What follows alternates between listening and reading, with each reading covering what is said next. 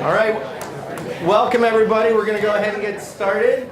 Thanks for coming out tonight. For those of you who don't know, my name is Dave Barbier. I'm the Sustainability Coordinator here at the university. And it's my great pleasure to have you all here. Totally fills my heart to see so many people interested in hearing from Rob and his stories about what he does. And I'm not going to go into much more than that. I'm going to start off with just a few basic logistics and thank yous to get us started, and then I'm going to turn it over to a UWSP alum to handle the official introduction of bringing Rob up here. I just want to again say thanks for being here. This is the earliest event our office has ever tried to pull off in a school year, so getting this done only a couple of weeks in is pretty amazing. We started planning it in the middle of July. So for those of you who know, there's not a lot that happens on our campus in the middle of July. So making this a reality has been a bit of work, but I think it'll be worth it. The first group I want to thank is just our Office of Sustainability staff. If it wasn't for them and all the hard work that they put into our events and just everything that we do on campus, we would not be able to put this on and offer it to you. So a big thanks to them. I want to thank all of our different sponsors who have financially helped to back having Rob here. To me, it's really exciting to see so many different groups take interest in terms of what we're doing. So we had two academic departments that financially backed this, the School of Health Promotion and Human Development, as well as the School of Education. As it relates to those two sponsors, if you are a student and either want to get a wellness credit or business credit for being here in attendance, you need to slide your student ID right there. Corey will be there through the end of the presentation. So as you're leaving, if you want credit for being here, make sure you sign in and slide your ID. Then as it relates to student orgs, we had three specific student orgs help us financially. So that's the Students for Sustainability, the collaboration, I don't think that's right, of organizational leadership, the cool group from the TNR, and the Waste Management Society. Then we have a 350 Stevens Point chapter, which is a nice mix of students and community members, and they also help to sponsor the event. And then lastly, probably what I'm most excited about is that we had two community organizations also contribute to this. So the Recycling Connections Corporation as well as the Stevens Point Co-op. So having that really diverse mix I think is really powerful just to show how we can work together to get something done and how this sort of message radiates not only for students and classes but to the community and what we're trying to do. So if I could just get a round of applause for all those groups for helping to make that happen, that's great. Next, I'm going to introduce Kelly Adlington. She is a former alum, or she is an alum, of the university. She graduated here in 2017, all right, with a waste management degree. Currently, she's one of the cooperative owners of Rising Sands Organic Farm, as well as the main driver behind and literally the main driver for curbside compost. So that's pretty great. That is our curbside composting collection in town. She also works for Recycling Connections and really provides a lot of great community education. So she's somebody that I'm really impressed with and I'm happy to know.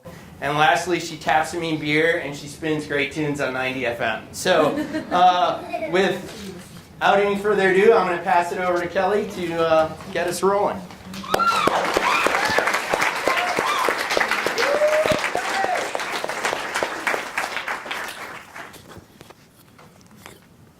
We gotta work the mics here. Okay, is that good? I don't know if I need to check that. Great. Okay. So yeah, hi, I'm Kelly. Thanks everyone for being here. I know you. As Dave said, I work for Recycling Connections. I'm a member owner of Rising Sand Organics. I'm at the radio station and the brewery in Amherst, and that's pretty fun. But tonight I feel so privileged to be here right now, so thanks. So a few weeks ago, Rob Greenfield made a post on social media about harvesting the meat from a roadkill fawn in Wisconsin. And this resulted in a lot of lost followers for him on social media, but in a follow-up post to that initial post, he maintained the stance on the matter that life is just graphic sometimes, and it's never black and white. He also noted that the meaning of posting about that experience in general did not go as deep as simply eating roadkill animals. The deer, he said, was a vessel for a bigger lesson. What I love about the work that Rob does is that it takes our day-to-day routines, the habits that we get in ourselves, whether for comfort or for convenience, and even the mindsets that we cultivate within ourselves and within our friends, and it sets it all on a much bigger stage, because the lessons that we learn are much bigger behind everything that we do.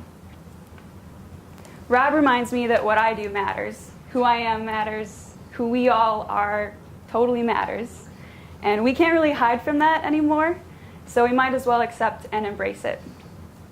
The bigger lessons that we learn are endless, and while that sometimes feels daunting, the only way to tackle it is with honesty.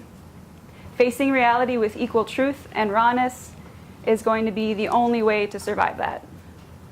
And Rob exemplifies truth and rawness in everything he does, in addition to unyielding conviction and the sincerest love. So I hope that tonight we can all leave with some of that to carry with us for a while. So join me in welcoming Rob Greenfield. Well, thank you. That was the best introduction ever. Thank you. Yeah. Hey everyone, great to be here with you today. I just got to point a couple hours ago and it's already been a beautiful couple hours. Is the mic on right now? I don't really hear it. It is? It's not room support, it's just for the live stream. Oh, okay, cool. So I'll make sure to speak up. Everyone can hear me all right? Yeah. All right.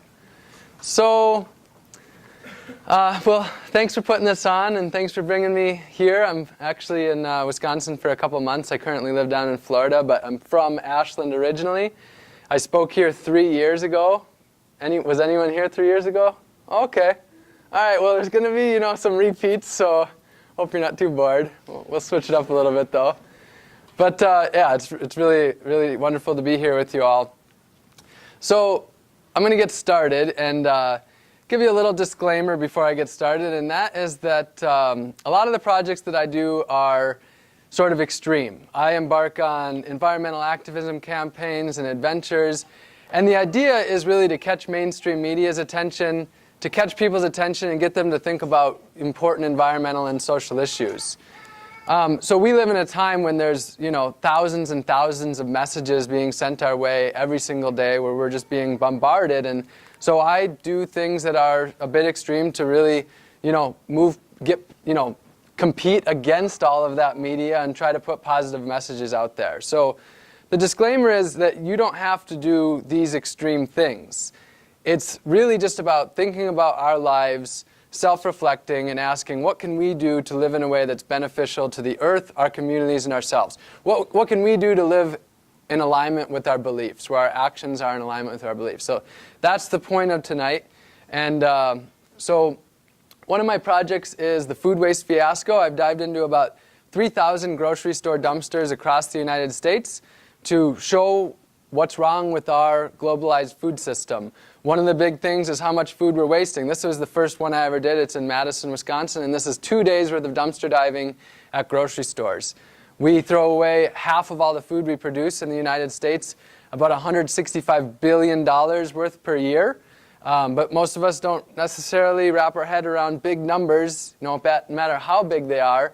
So a lot of my work is designed to be visual, to help us understand these complex issues with some fairly simple visuals. Another one of my projects was called Share My Way Home. So if you turn on mainstream media, if you turn on the news, often you could walk away from that thinking the world is this dangerous, violent place. There's a saying in media, and that's, if it bleeds, it leads. I was just hanging out with two of my friends that work at a local news station, and I said, what's going to be guaranteed on if it happens? And they said murder. That's going to be top of the headlines every time. And if they fit about 18 stories in, and they said maybe 3 will be positive. So that's what, if you're consuming, the mainstream media and the news, you might think the world is this very dangerous, bloody, violent place. And that stuff does exist, but I actually believe that most people out there are good. So to put that to the test and to create a different narrative, I landed in Panama from San Diego with just the clothes on my back and passport. So pretty much like this, except I had shoes, a hat, and a passport in my pocket, and I had to travel 7 countries home, just dependent upon the kindness of others and some resourcefulness. And after 37 days of traveling, I got back to my house and I felt myself, and I was like, whew, I'm still here, I still exist. And the only words that I could really mutter out of my mouth were just, people are good. That's all that I really could feel after that adventure. Another one of my projects was Trash Me. And so the average American creates 4.5 pounds of trash every single day on average, but never really has to think twice about it. We put it in the garbage can, the garbage truck comes and picks it up, and then it's out of sight, out of mind. So the idea of this project was I lived like the average person. I ate, I shopped, I consumed like most of us are accustomed to. But the exception was I had a specially designed trash suit, and I had to put all of that trash onto it. So this is day 30. I created 87 pounds of trash. And I didn't go out there and I didn't tell anybody what to do or that anything that anyone was doing wrong. I would just walk around and people would ask what I was doing. And they said, oh, I'm living the average life and wearing all my trash, and people would see it without me having to tell anybody anything was right or wrong. So after 5 years of simplifying my life, I got my life down to 111 possessions. And we see this trend in society right now, which is having more and more possessions. The average American might have somewhere between 10 and 30,000 possessions, tens of thousands of possessions, to the point where if you tried to sit down and just touch everything you own, it would become your full-time job for weeks on end just to see everything that you own. And at the same time, we're seeing our houses going from, the average size of a house has gone from 1,500 square feet to 3,000 square feet. So we're seeing average house sizes double with less people living in them. So we see these trends towards more stuff and bigger houses. But at the same time, we don't actually see health and happiness going up as well. And for the first time, we actually see life expectancy possibly decreasing. One interesting thing is that suicide rates are higher, which is not exactly a sign of happiness. So we see an increase in stuff and possessions, but we don't necessarily see an increase in health and happiness and people feeling purposeful. So I lived in a 50 square foot tiny house, which is very small, smaller than this screen actually. And the idea of it was really just to get people to stop and think. Do these bigger houses make us happier and healthier? Does more stuff? And so, again, a lot of these things are quite extreme. I've taken things to the extreme. But the idea of tonight is not that you run out of here wanting to live in the tiniest house you can find or dive into all the dumpsters in Stevens Point or wear all of your trash. Although you're all welcome to do that, and I will support you if you do. I think maybe you said you want to go dumpster diving? Yeah. You want to go dumpster diving? All right. We might have to do that.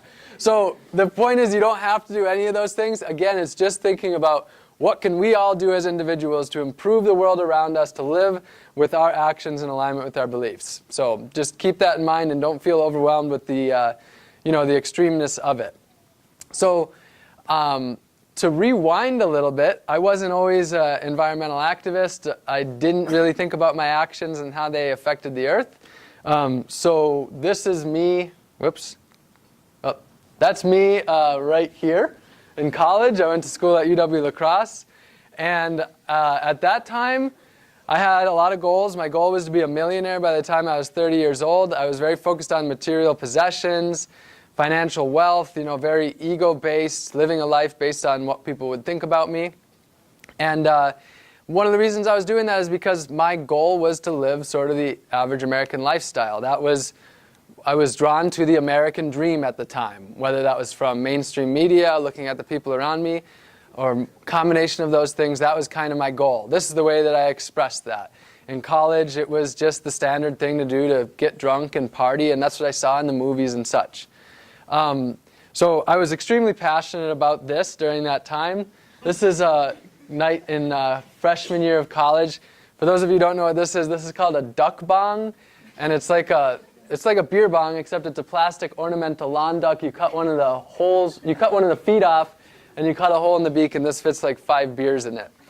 So this is, it was what I was very passionate about at the time. I also had a part-time job during university, and that was going to the library for like 20 hours a week and talking to all the women there and inviting them to my parties. And when I was unsuccessful at that, I'd run into unlucky Christmas trees in our house. So you could say I was a tree hugger back then, but in a little bit of a different way. So the reason I'm showing you all of this is, obviously this is, it could be a little embarrassing. That's why I put this nice blank slide here so we don't have to look at that anymore. But the reason I'm showing that is to just show you where I was just 10 years ago, and that I decided to change my life and where I've come to now. So a lot of people would think that to go from not really thinking about my actions at all to this extreme, that maybe I must have had some sort of, major moment of enlightenment or an aha moment or something like that. But I didn't have anything like that. It was just simply that I started to educate myself. I started to watch a lot of documentaries. I started to read a lot of books. And I started to realize that basically every action that I was taking was causing destruction to the world that I loved. Because the thing was, I never didn't like people. I never wanted to harm other species or the environment.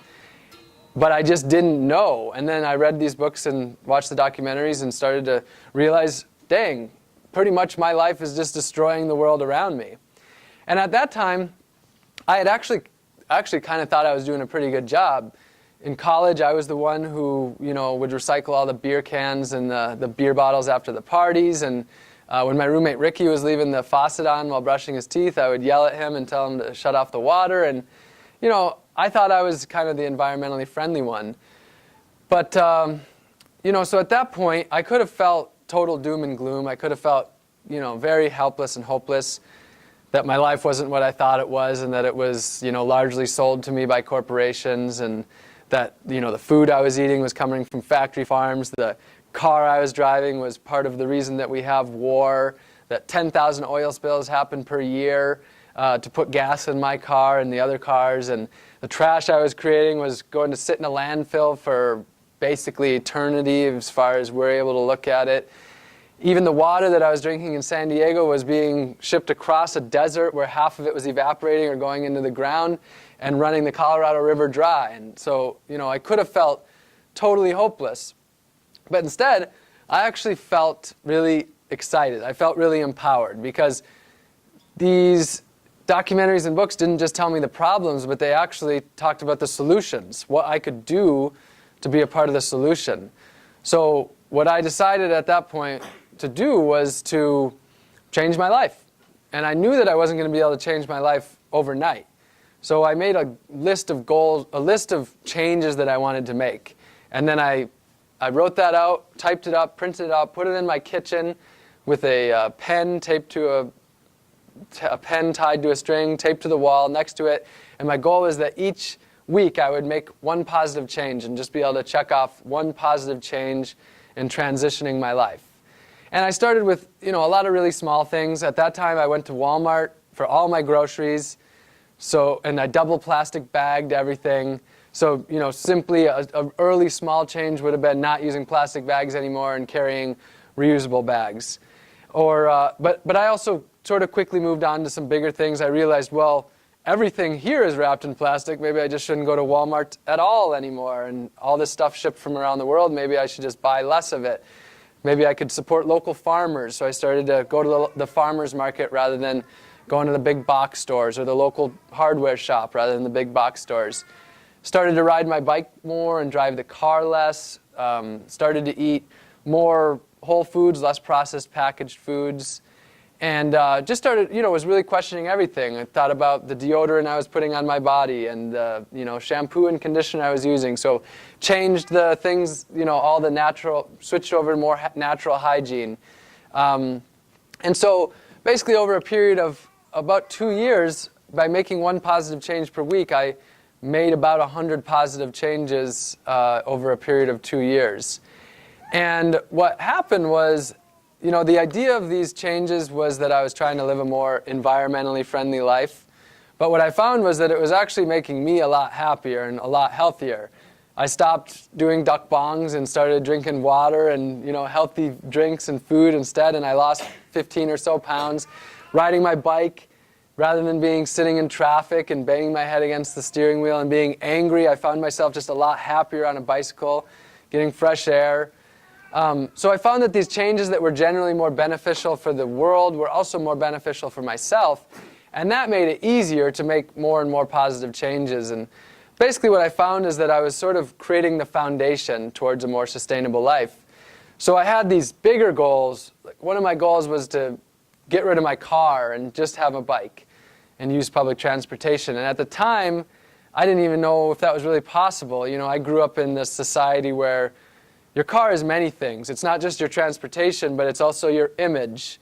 Growing up in northern Wisconsin, I remember if there was an adult riding a bicycle with like street clothes on, you just assumed they probably got a DUI and couldn't drive a car, and that's why they were doing that. And so it was also the social stigma of it. So, but what happened is I biked a little more and a little more and a little more, and then I just decided I was going to park my car in my driveway for a month and see if I could do a month without my car. And I did that, and it worked. So after a while, that by having made those smaller changes, then I was able to get rid of my car completely. So after about 2 years, I felt like I had gone from maybe a level 10 or a level 9 hypocrite, way up there, down to maybe level 5. I felt like I could maybe go out there and talk about this now and try to inspire people and also not just inspire people, but just give people an option. As I said, when you turn on the TV, it's not like it's really this conducive world to just make yourself a better person and be good to the world around you. So I just thought, well, I can at least just put the option out there and put it out there. So my first adventure was to bike across the United States and try to do it off the grid. The idea was to bike across the country and have no negative environmental impact. So I left from San Francisco and I had 4,700 miles to Vermont. And the rules were basically, in order to try to live sustainability to the extreme, I set ground rules for all of the basic aspects of sustainable living. So food, water, energy, waste, and transportation. These are the things that pretty much every single one of us deals with pretty much every single day. So for food, I could only eat local, organic, unpackaged food. So in California, that would have meant food from California. Organic meant not sprayed with pesticides. Didn't have to be labeled organic, but maybe I stopped at the farm and talked to the farmer. And unpackaged meant that there wouldn't be any trash left behind after eating it. So this was a stop in California. It was pretty easy there because half of the United States food is produced there. But getting to Nevada, I made it to a desert, so it was harder. But I also quickly learned the term food desert. And a food desert is just an area where there is no access to healthy food, really. Hardly even bananas or oranges or just the basic fresh fruit. So I had made one exception, and that was that I could go dumpster diving, because that food was already wasted, so there wouldn't be any negative environmental impact by eating it. So that meant diving into dumpsters. And the first time that I was going to go into a dumpster, I was pretty nervous. I don't know. I'm guessing some of you are dumpster divers here. I won't make you raise your hand in case you're, not. Oh, we got a few. All right. Oh, you're a dumpster diver too? Cool. Is he? Not yet. Not yet. After tonight or tomorrow he is. So I just imagine if, for those of you who haven't dumpster dove, that you couldn't eat tonight or tomorrow unless you dug from a dumpster. You'd probably be a little anxious, and that's how I felt. What are people going to think if they know I eat out of a dumpster, and will they take me seriously? So the first time that I ever went to a dumpster, I sort of quietly snuck around back and peered inside the dumpster, and sure enough, it was pretty full of food, and there was zucchinis and there was soy yogurt, but what I had my eyes on was a half gallon of ice cream right there on the bottom, and I picked it up, and sure enough, still cold, opened it up, still frozen, just a little melting around the side. And I didn't have a spoon with me that day, but I had my sunglasses, so I just dug in right there in the parking lot and ate about half, 3/4 of that half-gallon of ice cream. And from that point on, I found that just dumpster after dumpster after dumpster all across the United States was filled with perfectly good food. I would just go, I still would go into the grocery store and ask, like, do you have anything local, organic, unpackaged? And they would just look at me like, what are you talking about? Most of them just had no thought about where the food actually came from. I think there's more thought about that now. This was only 6 years ago. Times have changed a fair bit already in that regard. But most people just looked at me pretty clueless. So after a while, I just stopped going into the grocery stores, and I went around to the treasure chest out back.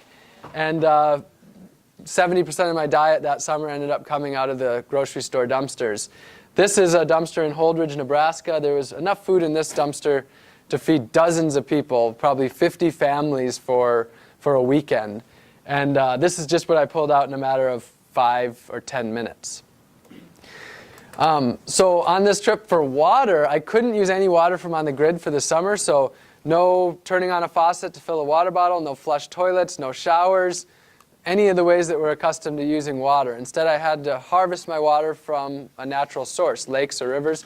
Here I'm using a purifier that pumps the water through a ceramic pump and purifies it, and then it's good for drinking. So in the entire summer, I used about 160 gallons of water, which is what the average person uses in about 2 days. The average person uses about 80 to 100 gallons in the United States. I also had an exception, and that was that I could use water that was going to waste. So this was a leaky fire hydrant in the Bronx that I filled my water bottle from. So for electricity, I couldn't use any electricity from on the grid. So for that whole summer, I couldn't have been giving this presentation, couldn't have been touching this thing. The only electricity I could use came from my little solar panels. So no plugging into an outlet, using air conditioner or a fan. If I wanted to go into a store that had only automatic doors and didn't have like a door I could open, I had to wait till someone else walked in and then jump in with them. And so what happened was I started to learn how electrified my life was, how I was using electricity at almost every waking second of the day.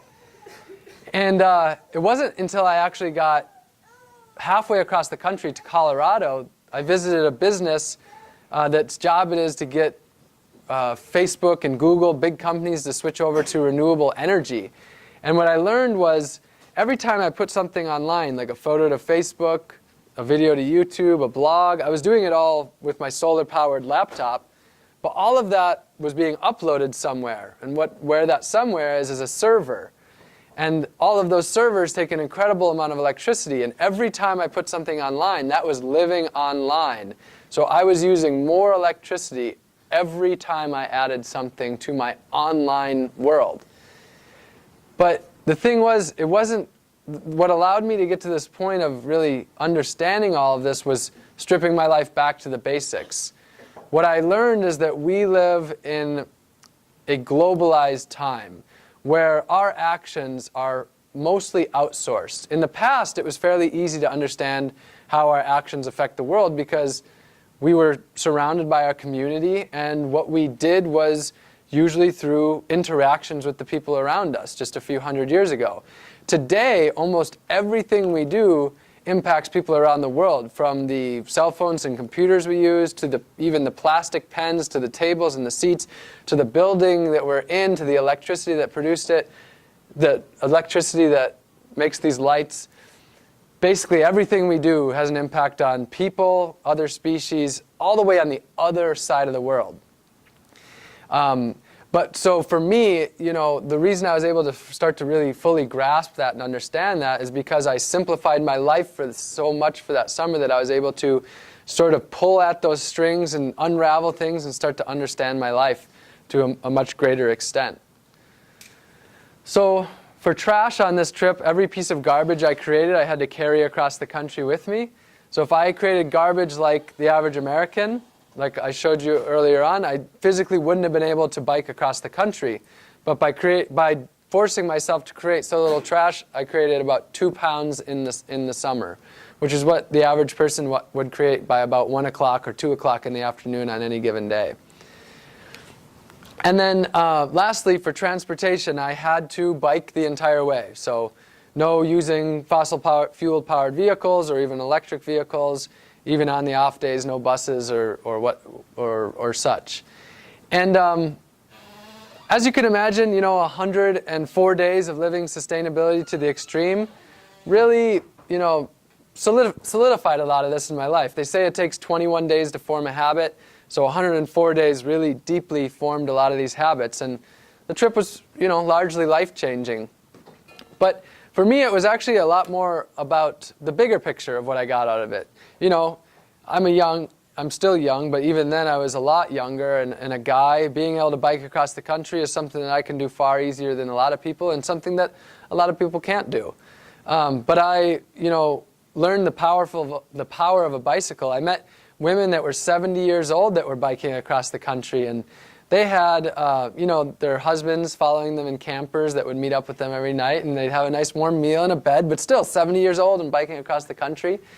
And I met people that, at the time, I thought were far too large to fit on a bicycle, 150 pounds overweight, but biking 5 miles to work and back. And I met kids that were 5 years old that bike into school with their parents. And so I started to see how, applicable of a tool the bicycle is, and how far it can take us both literally and figuratively. So when I got back to San Diego, which is where I lived, I still had a 3-bedroom apartment, and I got back there and I found it to be a little difficult. I would go back to the old ways of water being infinitely on the tap or seemingly infinite, and same with electricity, and I'd find myself wasting like I didn't want to because it was so easy. So I decided I was going to try to create this adventure again, but in the city, and I was going to live off the grid in a tiny house. And so what I did is I went on Craigslist. It was New Year's Day 2015, and I was planning on buying a camper to live in while building my tiny house. And I went on and I just typed in tiny house to see what would pop up. And this popped up, and it said tiny house $950. And I thought, that's got to be a typo. It's got to be $9,500. I mean, $950 less than a month's rent for most people in San Diego. But I put $1,000 in my pocket. I biked up to the place that was 7 miles away. And I quickly realized why it was $950. It was 5 feet wide by 10 feet long, so I could not stretch out like this. So it was about this wide, actually, and 10 feet long, so not quite to the front row, maybe to about here. And I couldn't, in the middle, I'm 5'10", and I think it was 5'6", so I could just barely kind of stand in it. But I thought, okay, this is extreme. This would be a great way to get the media to talk about this and be able to talk about some bigger picture stuff. And sure enough, I didn't even get the house home. It was still sitting in the street in front of the guy's house, and I already had Channel 10 over there, and was able to use it as a way to get the conversation going about sustainability. So here I focused on the same 5 basic aspects of personal sustainable living: food, water, energy, waste, and transportation. For food, the idea was to grow some of my own food. I had some wicking bed gardens here, which, for those of you who don't know, San Diego is a desert. We get less than 10 inches of rain out there per year. Here you probably get 60 inches of rain per year or something of that sort. And not only was it a desert, but it was actually in the middle of a mega drought in 2015. So I did not grow by any means all my food. I tried to buy mostly local food and then grew a little bit of my own. But I did live off the grid for water, so no faucets or flush toilets or anything of that sort. A lot of people would think that it might be impossible to live just off rainwater in a desert in a mega drought, but you would be surprised at how much water you can harvest off of a roof. The average American-sized house can harvest over 10,000 gallons of water per year. So I didn't harvest all that off of this tiny little roof here. Whoops. I actually set up the rainwater harvesting on my neighbor's roof so that I could harvest a lot more water. And one of the lessons that I really learned here is that most things in life are a matter of perspective. So I really focus on sustainable living, but this applies to pretty much everything. With this being an example, so the average American uses about 80 to 100 gallons of water per day. The average Western European uses about 50 gallons of water per day, so about half. And the average sub-Saharan African, which is 50 countries over there, uses about 2 to 5 gallons of water per day. So to the average American, it would be just insane to live off of the amount of water that the average person in Africa does. That would be just one of these per day, or even half of that.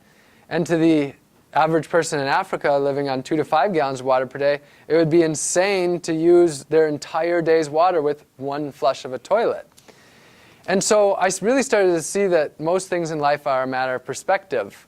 What I started to realize was normal is just a matter of seeing the same thing around you over and over and over again. So what we do here in the United States seems completely normal because most people around us are doing it as well. But when you actually zoom out a little bit, you look at the statistics, the United States has 5% of the world's population but uses 25% of the world's resources. So that by definition is not normal. That by definition is actually extreme. In order for the world to meet the demands of everybody, if everybody lived like American society, we would need 5 worlds. You just can't physically do that forever.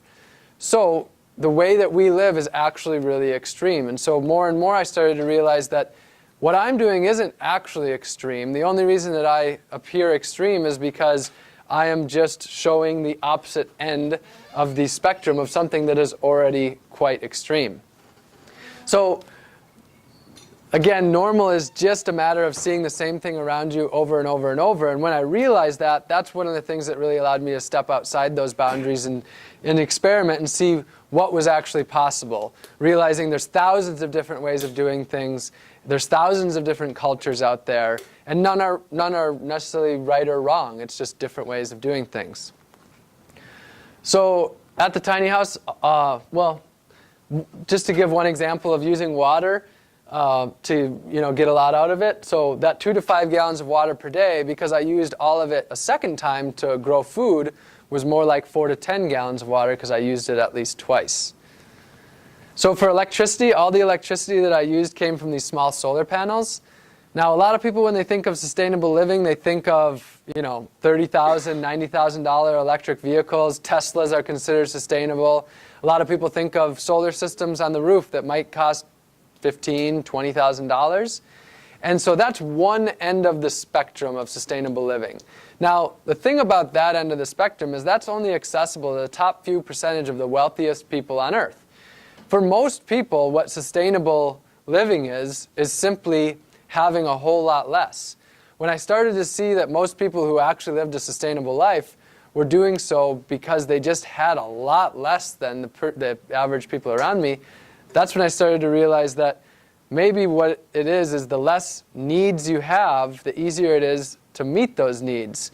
So with solar, for example, if I used as much electricity as the average person in San Diego, and I had a refrigerator and a toaster and a hair dryer and a leaf blower and an electric car and all those things, I wouldn't have been able to afford that. I had $15,000 to my name at that time.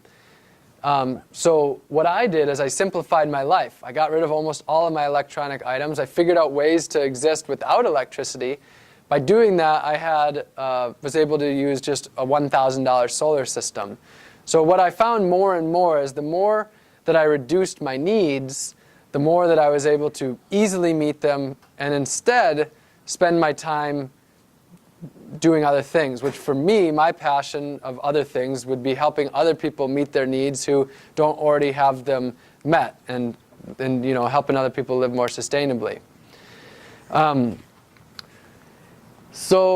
Okay, we're going to talk about poop for a little while, which is actually my favorite part of the talk. This is about 5 or 10 minutes, so I'm actually going to set that thing down for a minute. So one of the really big things that I kept coming back to, I realized that our lives today are extremely easy overall, compared to 99.9% of the experience of the human race in history. And they're extremely convenient. I mean, we can get almost anything we want, and have to do almost nothing for it except hand over a little bit of money or swipe a card or type in some numbers online. And so I started to ask, why are things so easy and why are things so convenient? Like, how does this work that today it's just so easy? And what I kept realizing was the burden is being placed elsewhere. It's not that the burden doesn't exist, it's just that it's been outsourced. So as an easy example, take driving a fossil fuel powered car. You sit down, you put your foot out, you're going 0 miles per hour, you simply put your ankle forward, and now you're going 60 miles per hour in 5-10 seconds. So very easy. Compare that to walking, riding a bike, riding a horse, sailboat, you name it. So where's the burden being placed? So just a few examples. You have 10,000 oil spills that happen per year, just routinely. We hear about the big ones, but there's 10,000 per year. And that's just part of pulling oil out of the ground or sucking it out or however it comes out. And then you have, we don't really have oil refineries here. Most of them are down in Texas, Louisiana. There are some. I know there's one big one over in Minnesota. But the people who live next to these oil refineries down in Texas and Louisiana, a lot of them have 2 to 4 times higher rates of cancer and respiratory diseases. So that's another place where the burden is being placed. So I started to think about the flush toilet. Talk about easy. You poop, you hit that little lever, your poop's gone, don't have to deal with it, unless it clogs, sometimes. But for the most part, you hit that lever and it's just gone and life is easy. Don't have to deal with the poop. So I started to think, well, where is the burden being placed there? Who's paying for this convenience? Why is this so easy? So there was the obvious, 1.6 gallons of water per flush. That's what 1 billion people around the world have for an entire day. And you could say, well, we have no shortage of water in Wisconsin or Minnesota. And the same amount of water exists today on Earth as it did when the Earth was first formed, supposedly. I can't verify that, but I can, generally believe that. But the thing is that 20% of our electricity is used for pumping water. So when we use water, we're also using electricity. All of that water had to be cleaned, which means using chemicals, chlorine being one of the main ones, both before it gets to us and then after it gets to us, again, more chemicals. A lot of that water is not being returned as clean as it was when we found it. So those are some, elements. But what I started to realize was that also the system doesn't work just as we had thought. So I was in Vero Beach, Florida, and I was reading the newspaper, front page, and it said, 3 million gallons of raw sewage spilled into the river. And it said the name of the river, I don't remember what it was, and I thought, whoa, 3 million gallons, that's a lot of our poop and pee and whatever else we're putting in the toilet, Drano and such. It's like, that's a lot. And then the subline said, 4th largest spill in 2 years. And then I started to realize that actually this is extremely common, that the system has its pros, but it also definitely has its cons. And there's obviously a downside to putting all of that into our bodies of water. So that was kind of, for me, one of the reasons that I decided I was going to start using a compost toilet and not sending my burden to somewhere else, but actually dealing with it myself. And it is a little bit of a burden to deal with your own poop.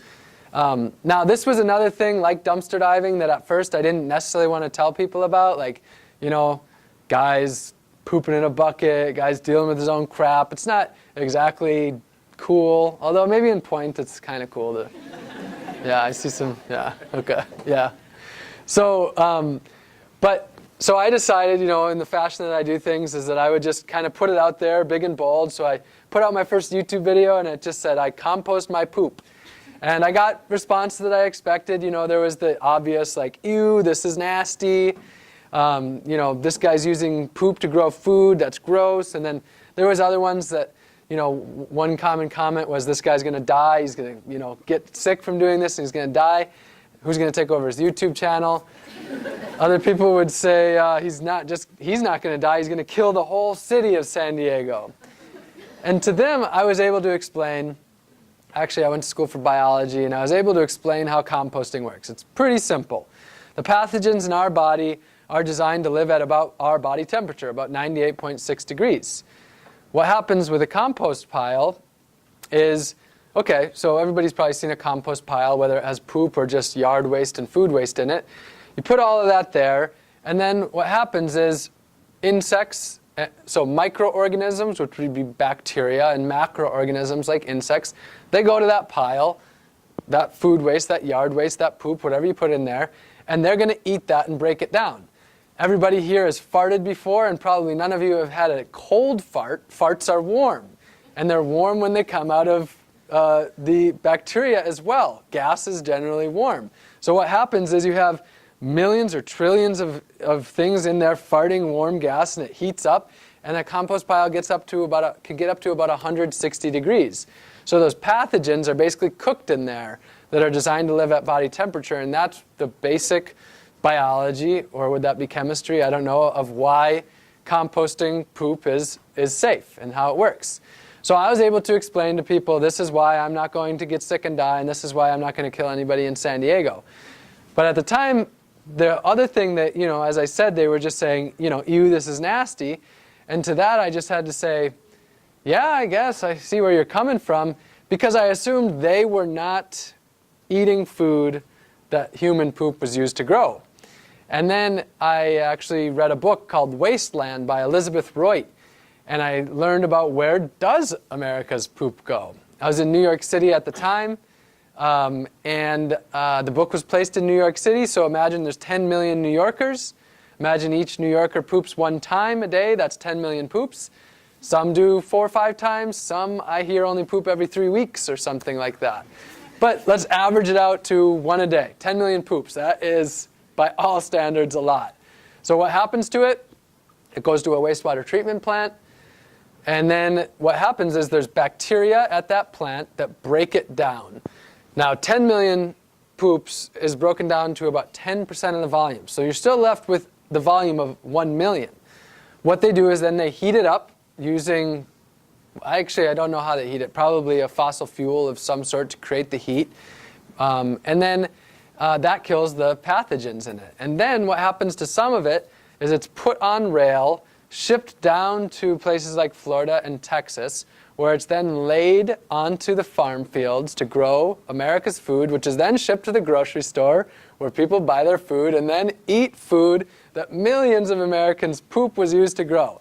So at least now I'm able to finally say, well, actually, you're eating food that poop was used to grow, and actually mine is only like 5 or 10 of my friends. Yours is just a bunch of strangers in New York City. And I should give the disclaimer, not all food by any means has human poop being used to grow, but it is absolutely something that's been done. You can retrace your food and find out if that's the case for you or not. All right, that's the end of poop for now. But you do have the ability to ask any poop questions you have after I'm done talking in the question session. So at the beginning, I forgot to mention that there was someone, when I first started dumpster diving, she was back in San Diego at the time. I was biking across the country, diving into dumpsters. We were still talking on the phone quite a bit. I was very, very much in love with her at the time, and she was kind of interested, at least a little bit interested in me. We were on the phone most days. And she told me on the phone, whatever you do, don't tell anybody you're dumpster diving. So at first, I did listen at first. But then the more that I did it, the more that I saw, this is just absurd. I started to learn, like I said, that we waste $165 billion worth of food per year. That's more than the budgets for America's national parks, public libraries, veterans' health care, the federal prisons, the FBI, and the FDA combined. It is a huge amount of money. We waste enough food to feed an entire another American population. You could make another American population, and we produce enough food to feed that, while 50 million Americans are food insecure. So as I started to see this, I just thought, yeah, I just have to talk about this. So I didn't really listen to what she said. Fast forward a year later, and her name is Cheryl, and we ended up being partners for 4 wonderful years. So this is proof that you can eat the trash and have the girl too. And honestly, she never once got in the dumpster in all those years of dumpster diving, but she did stand next to the dumpster, and I would pass the boxes out to her, and she'd put them in the car, and she even did some food waste fiascos with me. And really one of the biggest lessons that I've gotten through all of this that's really, I guess, allowed me to do what I am doing is just that I just stopped worrying what people would think about me. Growing up, I would say Wisconsin is a place that, of all the places, I did spend the most time worrying what people thought about me, especially growing up in Ashland, a population of 8,620, small area. And I started to think about it, and I thought, if you just spend 1 hour of your day, so imagine you get up, like what I did is I would gel my hair, and some years it was like, you know, the gel and the ramp. I don't remember what that style was called. Some years I grew up my hair long. You saw in the early college one. The reason I had wings is because sometimes I would blow dry them with the hat on to get them to wing out. Or I would put on my hat while it was still wet and go for a bike ride if it was nice out before school to get them to wing up. And you know, all the things, worrying about acne and all of these things, I realized that a lot of times I was spending a good hour a day just on that element of what people thought about me. And if you just spend 1 hour a day of your life and you live to the average life expectancy, you will spend 3 years of your life worrying what people think about you. You can get a PhD after undergraduate school in that amount of time. And I just started to think, how could I use this time more wisely than worrying what people would think? So I decided no longer would I look at the lens of what people would look at life through the lens of what people would think. Instead, I would look at my life through the lens of, is this beneficial to the earth? Is it beneficial to my community? And is it beneficial to myself? Is this the life that I want to be living? And so that's really what allowed me to break free from all of that and forget about the social stigmas. Because for most everybody that I talk to, when they're trying to figure out how to really live sustainably and live out their passion, what's holding them back more often than not is social stigmas. It's just worrying, what will their family think? What will their friends think? And so that would be, if I could go back to myself as a elementary school age, a middle school, high school, college student, that would be the number one thing I would say is just, don't worry what people think about you. And it turns out that it's actually kind of the opposite. What I've seen in today's world, especially our political world, where you find very few authentic, real people that are out there. I think what people are drawn to today is just people who are who they are, no matter what that is, no matter how absurd it may be. I find that people are just drawn to people who really are themselves. So sure, I did lose some friends by changing my life and not having the same interests in them, but those relationships were replaced by other relationships over time. So I've done about 15 food waste fiascos across the country. This was the third one that I did. This is Detroit, Michigan. And Detroit was a place that I was not sure if I was going to be able to pull it off. Probably all of you have heard, Detroit's had some rough times, and I didn't know, would there be a lot of food waste there with things, with people not even having electricity or clean water? And so when I woke up, it was a Sunday morning. I woke up at 7. I had the demonstration planned for 5 p.m. I had already invited the local media like I always did, and actually already knew that USA Today and Discovery Channel and Detroit Free Press were going to be there. So I had 10 hours to pull it off, and I was pit in my stomach. I was pretty worried if I'd be able to do it. Dumpster diving in a town I've never dumpster dove in. At 7:15, Seth and Julie picked me up. They were some volunteers that were following me on Facebook. We went out dumpster diving, and all my worries were for nothing. This is what we had collected by 9:15 a.m., and we had to stop because the SUV was filled, back seat and trunk, top to bottom. So this is 2 hours of the dumpster diving in Detroit, Michigan. This is Cleveland, Ohio. It was 95 degrees that day. This is 7 hours worth of dumpster diving. These are, you can see there's enough bananas to feed everybody in this room, maybe even to split a bunch between, every other person. And this is 10% of the bananas we found that day. You can imagine if it's 90 degrees outside, dumpsters are metal boxes. They can heat up to 120 degrees, so a lot of the bananas had gone bad. They were good when they went into the dumpster, but 120 degrees, that bakes a banana. So this is 7 hours in Cleveland. This is Lancaster, Pennsylvania. And I got there at, I think, about 7, 8. And this was 4 hours of the dumpster diving in 2 cars.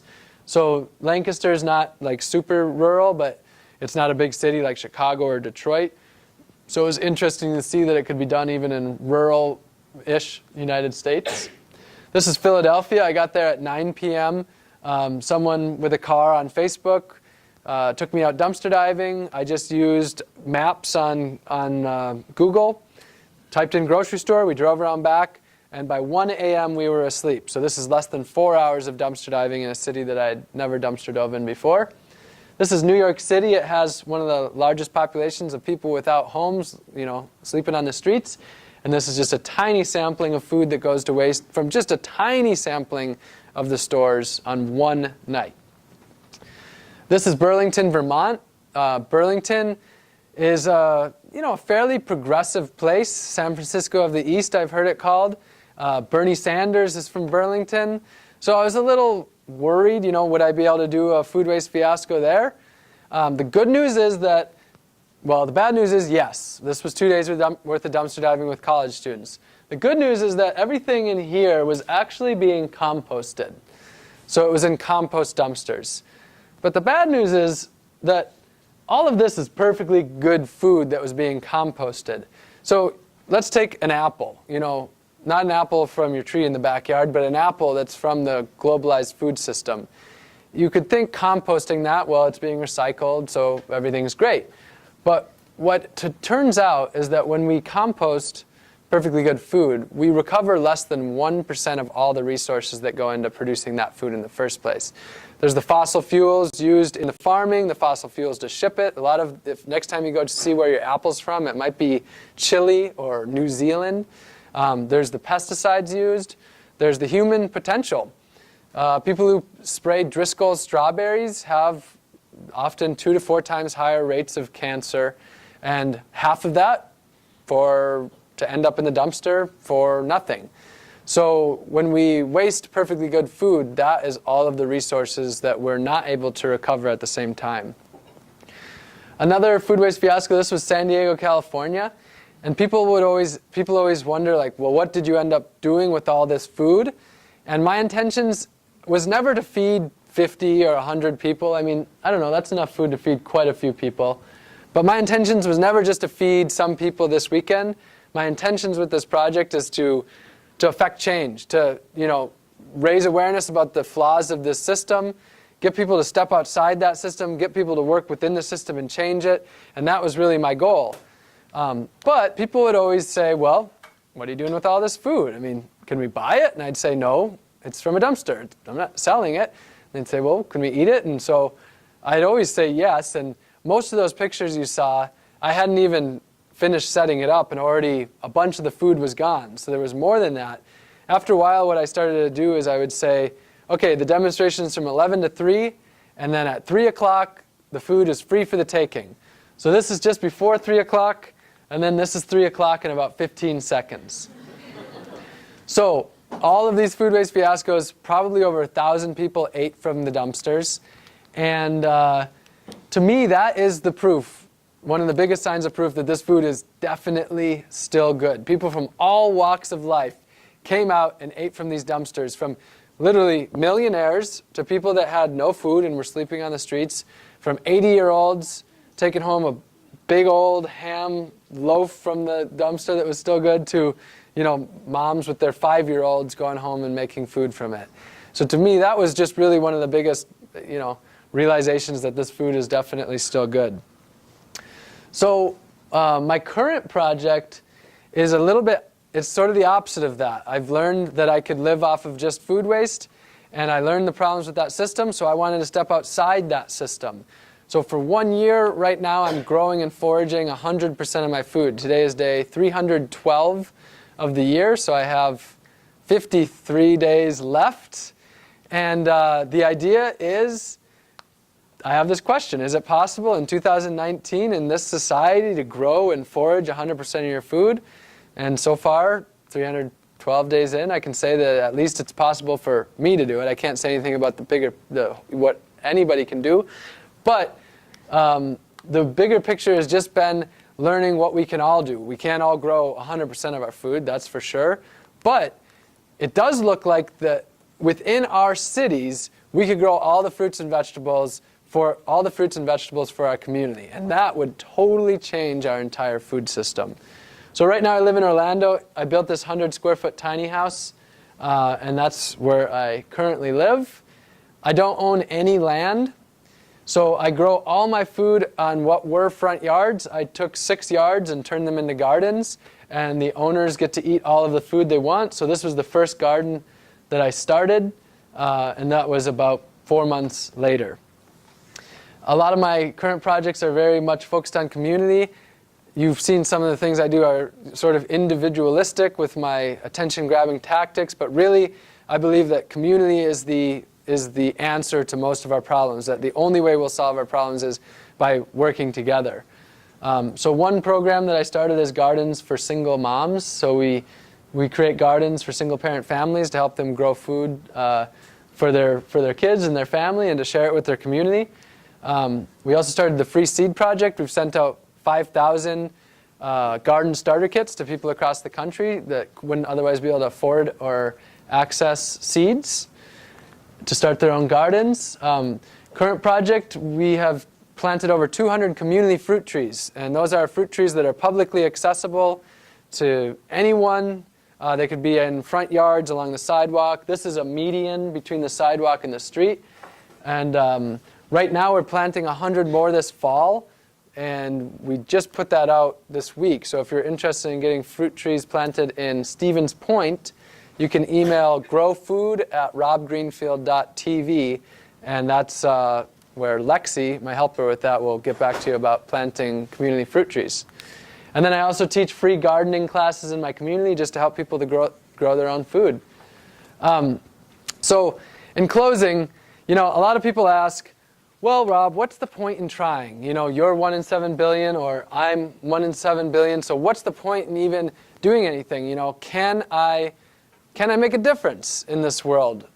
And my answer is yes. And the reason why is not because I actually think that things are going to go extremely well for society. I actually don't necessarily see things working out in the long run for the human race. I don't know, but that's just my opinion. So even then, it's like, so why try?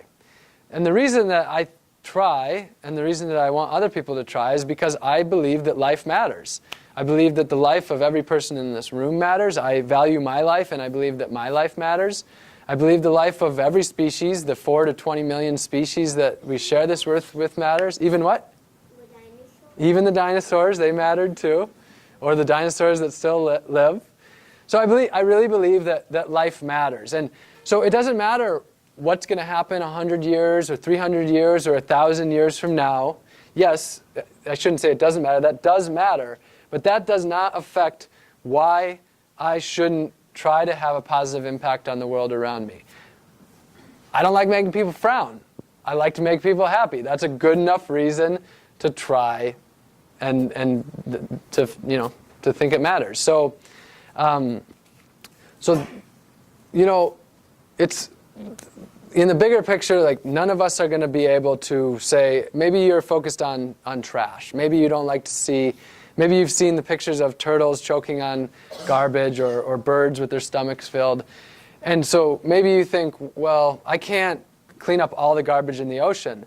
But what if you can come together with your friends and you can clean up the lake or the river and make that a more beautiful place for yourself, for your community, for the other species that live there? World hunger. There's 1 billion hungry people in the world. There's people that starve to death every day. None of us can fix that. Even if all of us put together our resources in this room, we would not solve world hunger. But what if there's a neighbor that lives next to you that hasn't had a healthy meal in weeks, and you can share that, you can grow some food and you can share that and you can cook with them? What if it's an elder that doesn't get out, and you can make their day and you can improve their life? You can't solve world hunger, but you can change the world of the people around you through your actions. So that's why I think it makes sense to do this. So my hopes is that, coming out of here, you don't feel overwhelmed, but instead you maybe have thought of one thing that you can do to improve your own life, to improve the community around you. You can take that home. You can write it down on a piece of scrap paper. Don't use a new piece of paper. Find a piece of scrap tape, tape it up there, and write it down and then commit to making that change. And then when you've made that change, however long it takes you, then make another one. And then when you've made that change, you can make another one. And just keep doing that over time until you become the change that you wish to see in the world. And maybe you go from a level 10, 9, or 8 hypocrite down to a 5, 4, or 3, or whatever feels right to you. So thank you all for being here today, and for, to Stephen's point, and Kelly and Dave for putting this on. And it's been a pleasure to be here. And we got plenty of time for questions still, right? Okay. And also, I'm here for a couple days. Happy to hang out, do some foraging, dumpster diving maybe, biking. Yes. Huh? Oh, Kelly asked. Yeah, she reminded me. I'm speaking in La Crosse next week, and if anybody is driving to La Crosse this week or this weekend, I'd like to catch a ride with you. Or if anybody just wants to go on an adventure, you can send me a message online. So, yeah. Questions? Or applause.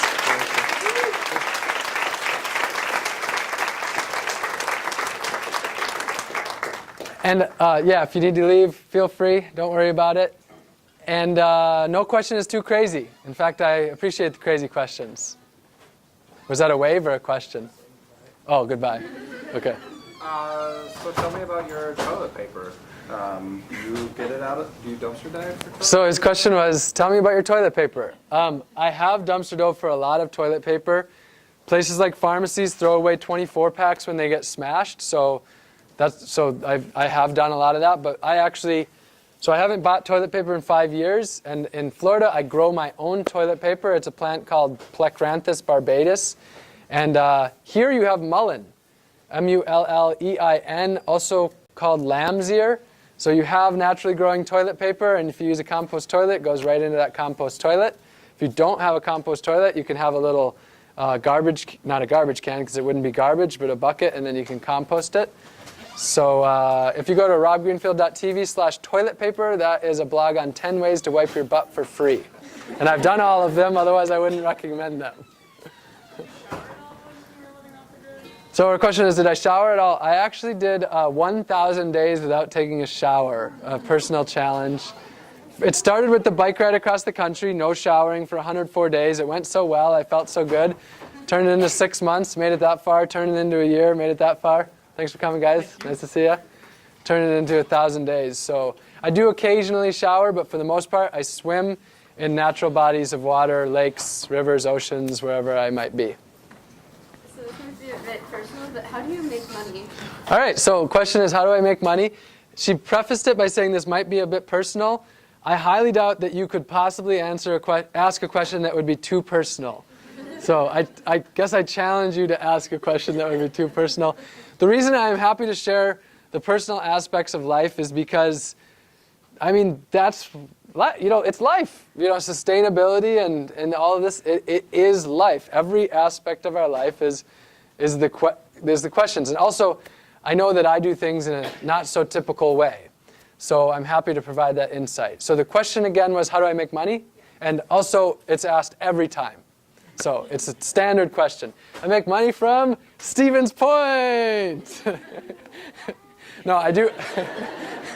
I do make my money from public speaking. I have set a personal income cap of making no more than what's considered the federal poverty threshold, which for an individual right now is about $12,000. This year I've made $9,700. That's all I'll make for the year. I've made enough. Last year I made $8,000, and the year before that I made $5,000. So mostly what I do is I live extremely simply. The less needs I have, the more easy it is to meet those needs. I would never, for example, I'm not staying in a hotel, I'm staying with Kelly. She gave me her bed, which is really nice, but she's got an awesome attic to sleep in, so she's actually got the better spot. But anyway, so I just live extremely simply, and 100% of my media income is donated to environmental nonprofits as well. So the TV shows that I've done, the books, all of that goes directly to nonprofits, because my goal is not to make money through this, and my goal is also to keep myself doing things for the right reason, and I do find that money can really distract from that. But, so yeah. When you're doing the 1,000 days of no shower, did you use the Yeah, so our question is, when I did 1,000 days without showering, did I use deodorant or antiperspirant? No, and I actually gave up deodorant as one of my earliest things, because one of the things that I learned, it was really big, learning about what I was doing to my body. Antiperspirant, if you don't know, is designed to make you not perspire. So the question is, if our body's perspiring, is it not supposed to do that? Our bodies have developed over millions of years. They're doing what they're supposed to be doing. So do I want to prevent that? I learned that there's actually blockers, and I think it's aluminum, and that is something that may be associated with cancer or Alzheimer's. Whether or not that's true, it doesn't matter to me. My body's designed to sweat, so I'm going to let that sweat out. Smells. The body, my question is it natural to have no smell whatsoever? Probably not. I don't want to smell horrible, but am I okay with having some smell? Yes. And actually, if you go a little further, it turns out that we may be attracted to each other based on smells. So if we let our smells through, we may actually find the loves of our life. I really appreciated and loved the smell of my partner, for example. That might sound kind of weird, but that's you know, being a little bit more human. So I haven't used deodorant since 2011. You are all welcome to come up, give me a hug, and you're even, you know, welcome to give a little sniff if you want. There's a little bit of a smell today, but again, I don't mind. You said earlier that like possessions and everything actually decreases happiness, or it's a statistic that looks like it does. Have you ever felt, or what have you felt the most lack of now that you're with this stuff?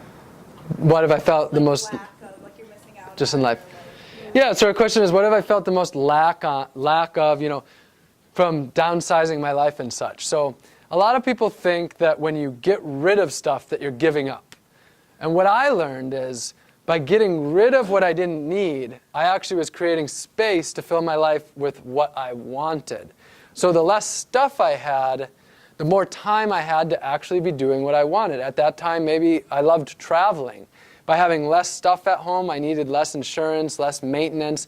For example, back then I had a cleaning person come in.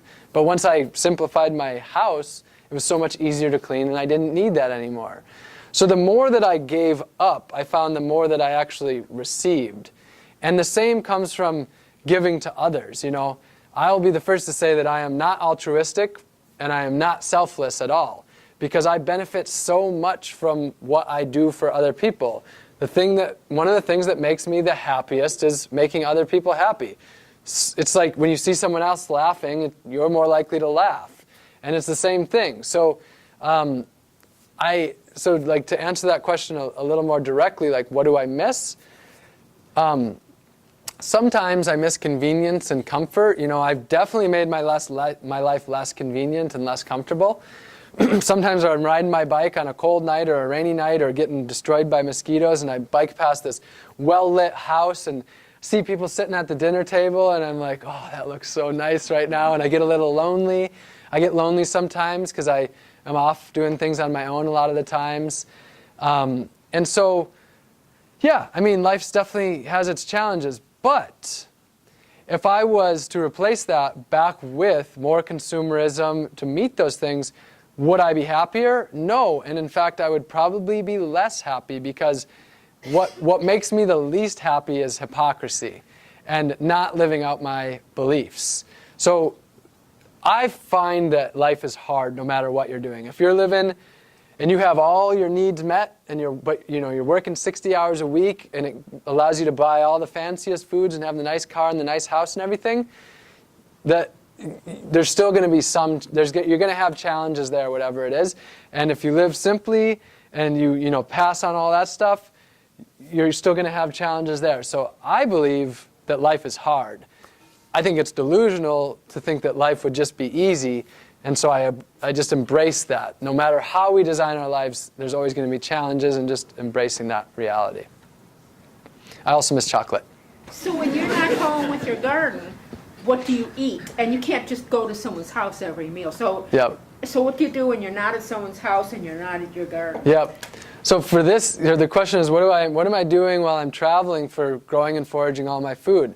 So in Florida, I had the 6 gardens and I do a lot of foraging. I have a freezer there to preserve stuff, so it's much easier traveling. I left Florida July 13th and I'm going back October 5th. So gone for about 3 months. So I brought a lot of food with me. I dehydrated a lot of food. I made flour. One of the keys is, if you have a sweet potato this big and a lot of that's water, you can shrink that down to this big and all those calories are still there. So I could travel with a couple duffel bags rather than, I brought like 300 pounds of food basically. And if I hadn't dehydrated, it would have been insanely more. But now I've used most of that food and I do an incredible amount of foraging. I am confident that you could live in Wisconsin 100% off food without even a garden, just from foraging. Except for salt. You'd have to take a trip down to Florida or to the east or the west coast to make your salt.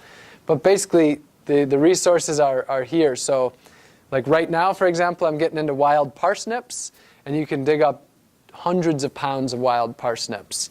Yeah, I still eat some food from Florida, but I've eaten 260 different species since starting this project, and I've harvested over 60 in my time in Wisconsin, learning most of those from scratch.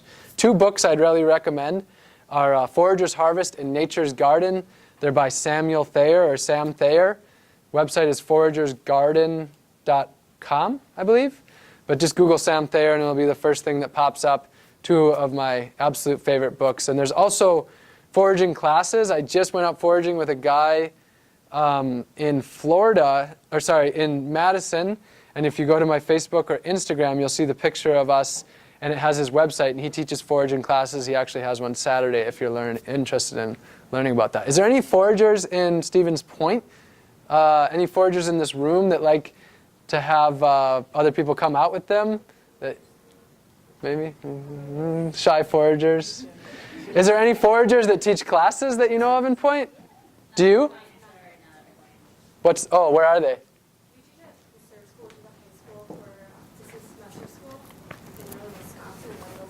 Okay. And we teach a stewardship action class, and we went out, we did a foraging class in a week, and then we also did a gardening class this past week. Cool.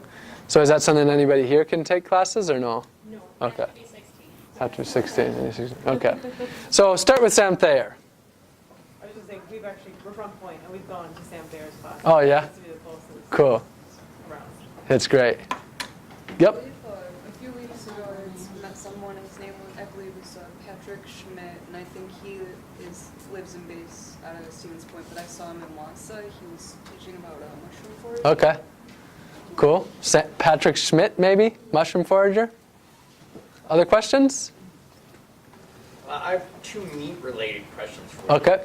So one, going back to Kelly's introduction about the deer, it seems like in your project now you're not eating a lot of meat.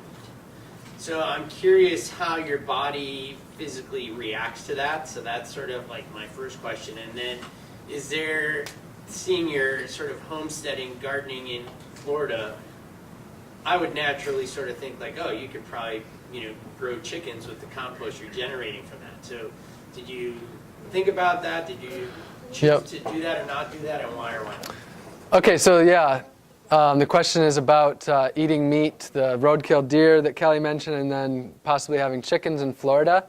So actually what you said is that it looks like you're eating less meat. I'm actually eating the most meat right now that I've ever eaten in my entire life because it is extremely abundant in Wisconsin and because I'm harvesting roadkill deer, which is a really interesting thing. I was vegan for 2 years, from 2014 to 2016. So I just want to say that I never expected to be standing in front of a room talking about roadkill deer, but it seems to come up in every one of my talks now, so I'll have to just get used to that. So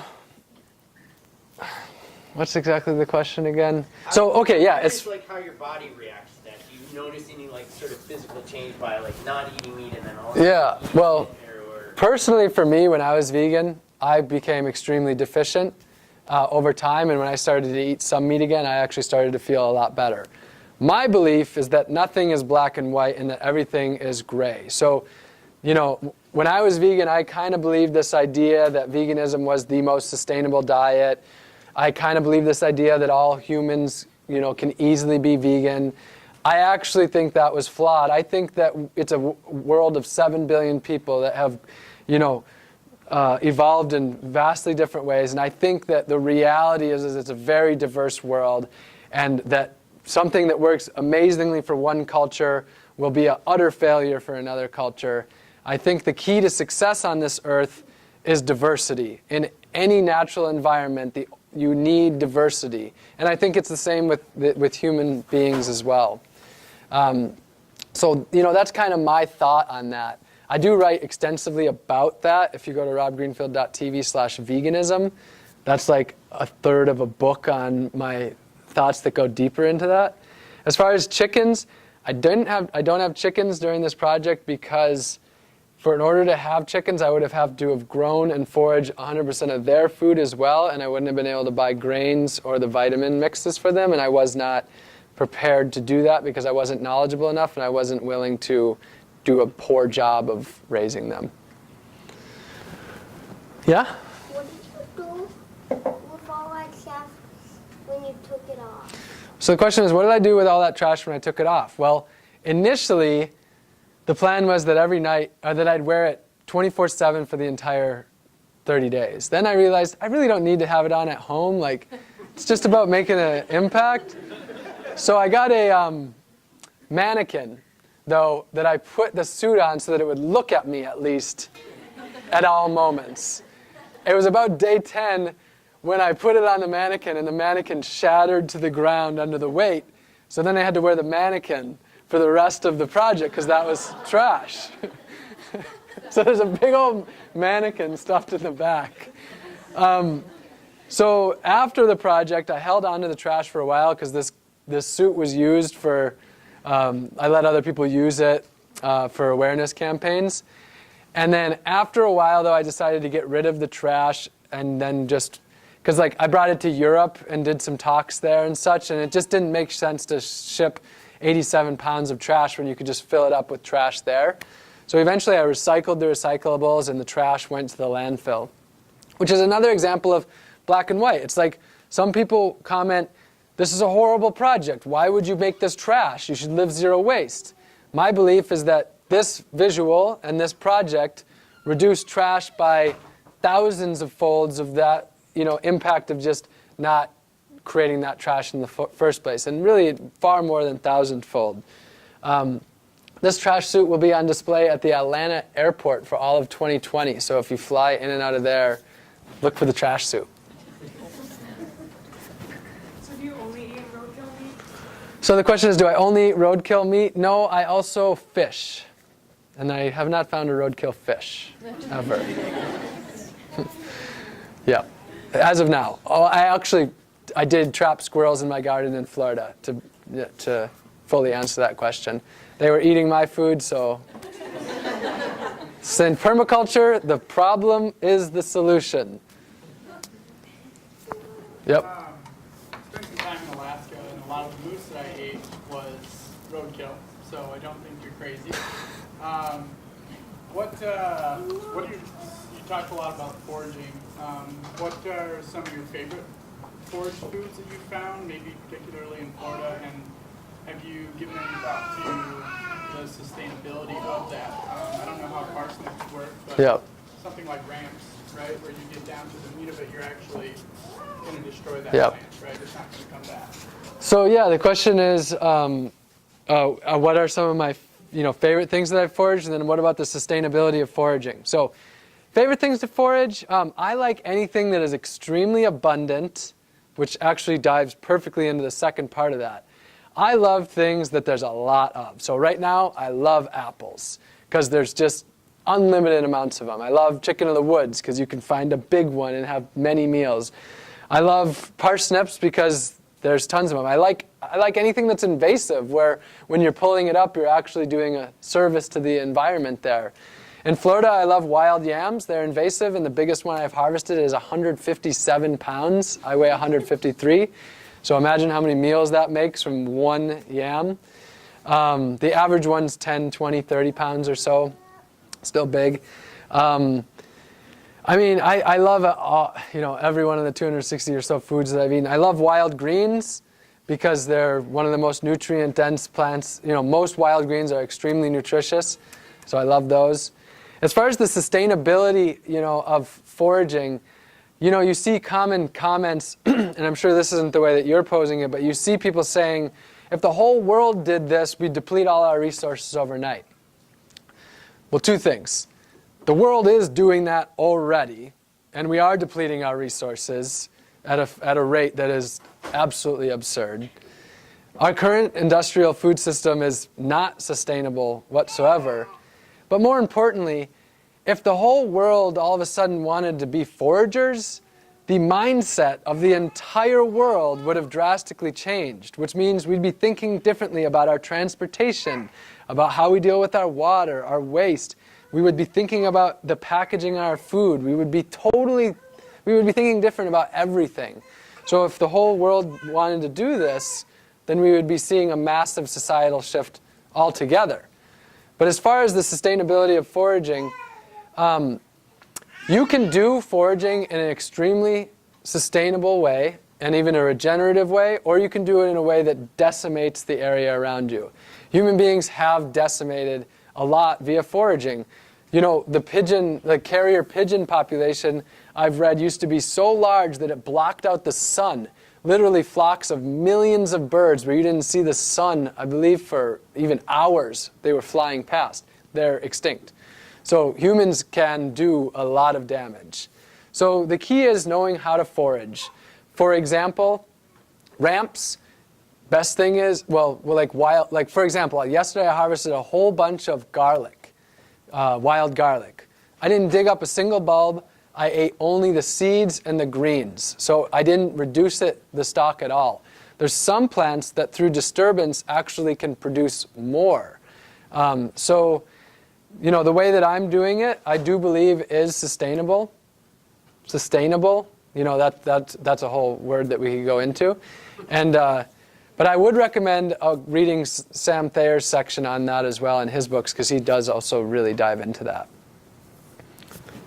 So when you traveled across the country, you said you kept a little bit of waste on you. It was only like 2 to 3 pounds. Yep. Or something, right? So what was that? So what was the garbage that I created on my bike trip where I created about 2 pounds? So some of it was plastic from food, some plastic packaging. I bought a few things, so more plastic packaging from that. I did recycle. I made 9 pounds of recycling that summer, which was not included in the 2 pounds of garbage. So still minimal recycling, but what else was in there? Yeah, it was mostly just some plastic, because any paper or cardboard could be composted. Food waste, of course, was all composted. So just random bits of plastic. I recycled all my bike tubes. There was a program that actually recycles bike tubes. Some bike shops do it, most don't, I found. It's been 6 years, so it's a little hard to remember what trash I created in 2013, but it's a little bit. What are your thoughts on recycling? What are my thoughts on recycling? I could sum it up by saying that it isn't the best. Okay, there's what is real recycling. The idea, you see the 3 arrows. There is no exit of that. Recycling means that it continues on and on and on and on and on.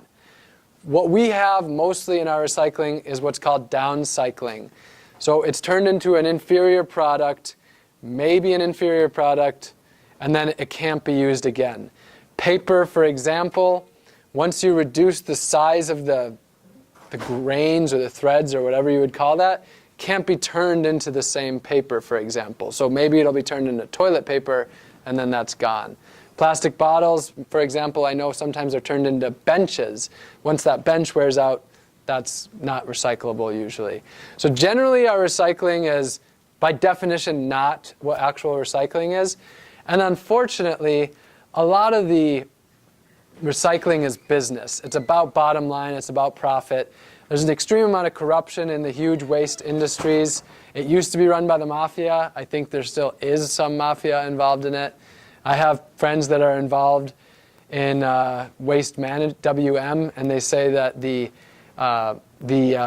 contamination rates are far higher than they have to be. Basically, some garbage gets in there, and it's just as profitable for them to dump it in the landfill, but a lot less work. So they jack up. They just call it a contamination rate because it's easier to deal with. So unfortunately, recycling is highly disappointing the further you look into it. And my goal is to recycle as little as possible. Zero waste isn't about recycling more. It's actually generally about trying to recycle as little as possible. When I was young, telephones lasted for decades, and you didn't have to go outside to use them either. In Chicago, you picked up the damn phone, made a call, and you didn't have to go outside, and you didn't have to buy a new one every 6 months. And then when you bought milk and pop, it was in bottles, and you drank it, and then you brought it back to the store. So it wasn't even recycled; it was just like reused. So you don't have to make all this garbage though. Reduce, reuse, and then recycle is last. I didn't even know that. It's in order: reduce, then reuse, then recycle. Should we do one more question? Sounds good. All right. Last question. Do I have a phone? Nope. I got rid of my cell phone in 2014, I think. So it's been 5 years without a cell phone. I use what's called Google Voice. I use it on Wi-Fi, and it's completely free to get incoming and outgoing calls and texts, and there's a voicemail. So most people think I have a phone, but I just am available on Wi-Fi. Wi-Fi is unfortunately so prevalent that it's still hard to disconnect, even though I don't have a phone. So thank you again to Dave and to Kelly for bringing me here, and to Stevens Point for bringing me. I'll stick around, and hugs and more questions, and hang out for a little while, and hope to see you around this week as well. All right. Good. Thanks, brother. You too, brother.